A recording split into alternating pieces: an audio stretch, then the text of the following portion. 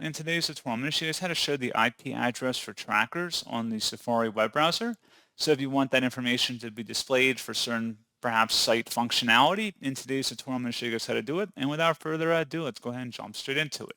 So all you have to do is select the Safari button up in the top left once you have the Safari browser open, and then select Settings, select the Privacy button over here, and then where it says hide IP address from trackers, go ahead and uncheck that option and then close out of here. And that's all you have to do.